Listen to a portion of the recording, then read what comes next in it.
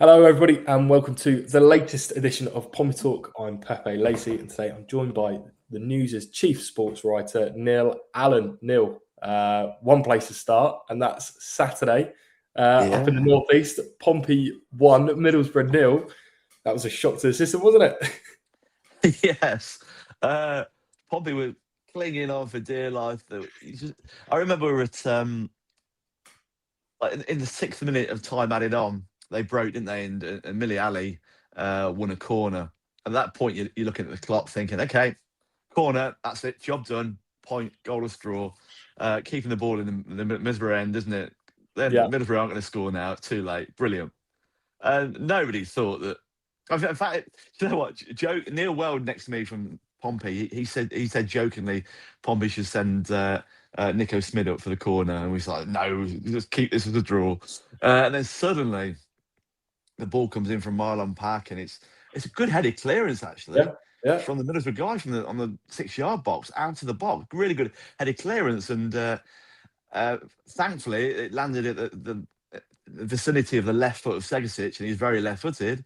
He put in that volley, and then, wow, it's Connor Chaplin. Or what an end! What an end! It was incredible, and as I said in the post-match video, Chaplin's celebration reminded me of MK Don's away all those years ago when he scored that, and there were about 8,000 Pompey fans there, weren't there? And he ran the length of the pitch to celebrate with them, and he thought he did the same, but obviously he ran into a corner because that's where they were. They weren't behind the goal for this game. But what a finale! Absolutely brilliant, and also it's fantastic for Connor Chaplin, who's really struggled in this second spell. You can see what it means to him. He loves his football club so much, and you can see what that goal meant to him, how emotional he was, and he was emotional after West Brom as well. Yeah, when he scored his previous goal in this spell back in January. So you can see what it meant to him as well. It just goes to show that you can have all the passion you like for a football club, or the desire, the desperation to do well, but it doesn't always click for whatever reason. But that was a goal for Fratton Folor, wasn't it? It's easy to say, when Pompey got relegated in the past, you still get special moments in poor seasons. David Norris, of course, the ridiculous 4-3 game at Doncaster was just before that as well, when Pompey scored twice in stoppage time to win. So even in poor seasons, you get these wonderful memories, don't you? And that was another one. What an occasion! What a day! Smash and grabs, a cliche, but John Messina admitted that. He even admitted that Pompey were lucky, and they were, but phenomenal. Yeah, just listening to John Messina after the game, he was almost like, it's happened so many times when Pompey have dominated games over the last couple of months and haven't got anything from it. It was almost sort of roles reversed, and Pompey finally got that bit of like that moment where they've been out the game completely, and they've managed to somehow win the game. Well, you remember the Sheffield United one as well, where they broke in stoppage time to win it, didn't they? But I mean, Pompey basically had to defend the whole of the second half. They had a few more attacks first half, especially down the right, where Caballero was linking up well with various people. But yeah, they were just defending the box the whole of that time. Smith with a couple of saves, but they were generally restricting Middlesbrough to goal scoring opportunities. He admitted afterwards, Messina, that he wanted Pompey to dig in for the point, to frustrate Middlesbrough. He admitted it's not the beautiful game, but that's what we wanted to do. And he actually came away with a win. Yeah. And again, somehow, for this spell, Pompey still aren't in the bottom three. They've lost games, they've been hammered by QPR, they've hovered one place above the bottom three for a long time, even during that spell of 8 games without a win. And they would have been in the bottom three if they'd drawn Saturday. Yeah. And they won again. Not again, but they won anyway. Yeah, you look at the difference. In 3 weeks ago, you had the QPR debacle. They lost 6-1. Middlesbrough obviously had their chances. They were dominant throughout the game. But Pompey stood firm. They defended their box resolutely. Paul standing up to the occasion. Dia on his third start as well.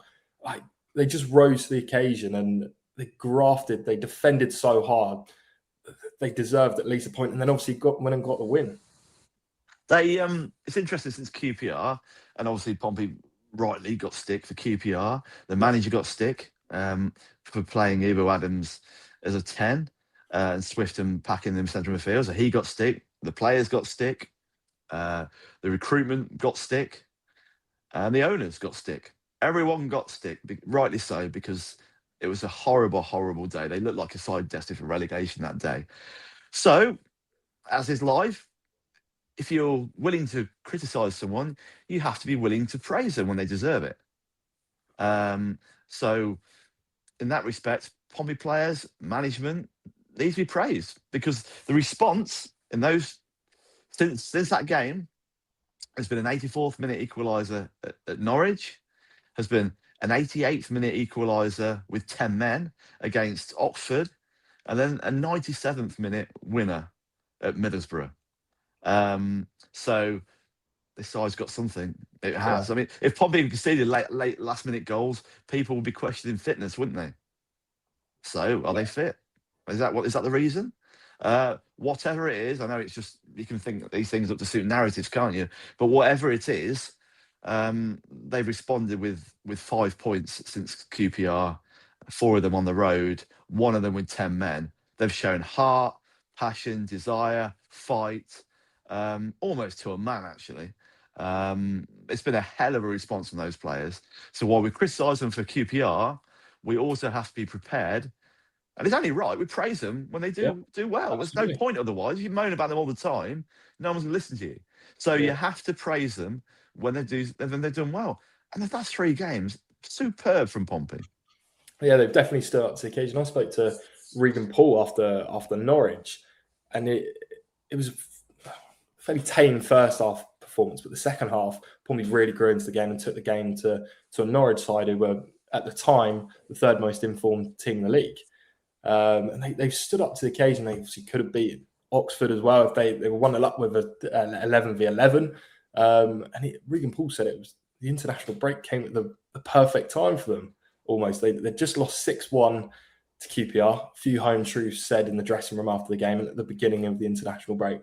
Then they had that 2-week reset just to sort of clear their minds.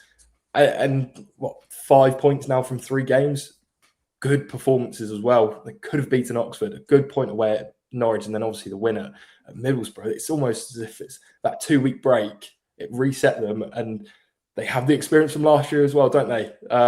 They were in the relegation dogfight last year. Yeah. Got characters in there. They know what to do, and we're slowly starting to see it happen.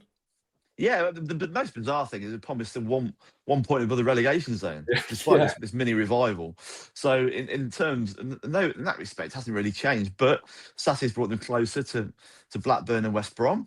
The games are ticking down for Leicester and Oxford to overtake them. Leicester are now 4 points behind Pompey. Obviously, they've got Ipswich on Tuesday night as well for Pompey. That's their game in hand. Perhaps they get something about that from that as well. We shall wait and see, but there's more spirit there. As I said a few weeks ago, with 8 games to go, there's 8 games left. Things can change. Plenty of time. But Pompey have definitely restored a lot of fans' belief. A few developments in the Championship relegation battle this morning, Monday morning as we record this. West Brom reportedly they've been charged by the EFL for reportedly breaching the Football League's profit and sustainability rules. Now that could lead to a points deduction. Still a bit of uncertainty there. They obviously breached the P&S rules from the 24-25 season.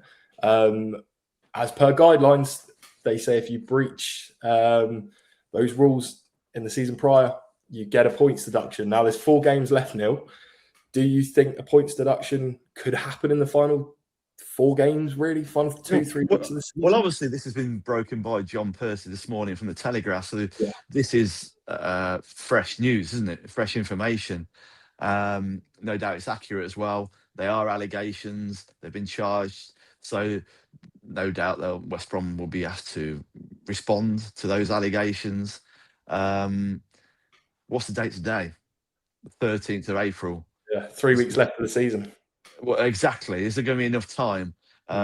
Could you get to the situation where points could be deducted once the season's ended? That'd be harsher, wouldn't it? Really?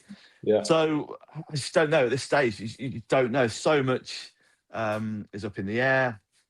These things take a long time as well, doesn't it? Leicester made that appeal, didn't they, about their points deduction a long time ago? That took ages. Finally, that came through last week. Had their points deduction in February, and it's only just came out at the beginning of April. So that was a good month and a half. So yeah, it's still rumble on. So at this stage, the information is still very fresh. We just don't know. Yeah, we just don't know. It's very raw, isn't it? Really. Obviously, hopefully, but again, Pompey just got to concentrate on themselves. Pompey just stay up. Pompey finish above West Brom is not an issue. Who cares for that for Pompey? So yeah, they've already been helped out once with Leicester, haven't they? So we'll wait and see. But Pompey should be staying in this division through what they do, not other teams in terms of financial issues. Well, obviously, we'll just round it off here. They play Ipswich on Tuesday evening. Third time lucky, really, isn't it? We forget the game's been postponed twice already this season. Pompey going into it with better form. Ipswich as well. They're now in the top two as well. So it's a difficult fixture, but it's one we all like. Under the lights at Fratton Park, it could produce something special. And John Massini said it's described as a free hit recently because it's Pompey's game in hand. Not a lot of people be expecting anything from it, but if Pompey can get a point, even a win, you just don't know, do you, really? The players have definitely stepped up the last 3 games, so who knows? As I keep saying over and over again, I know some fans have given up, before Middlesbrough had given up, but Pompey are in the position where Oxford and Leicester would love to be in. They would love to be in Pompey's position at this stage of the season. Pompey have a game in hand. Pompey have a point more than them. They would give anything to be in Pompey's position. It remains in Pompey's hands. Even if they lose tomorrow, it remains in Pompey's hands because they will still be a point ahead. So their future remains in their own destiny, isn't it? So, yeah. I got that wrong, but that's the way it works anyway. Yeah, it's in Pompey's destiny remains in their own hands. Yeah, absolutely. Well, Neil, thank you for joining me on today's episode, and we will see you in the next episode of Pompey Talk.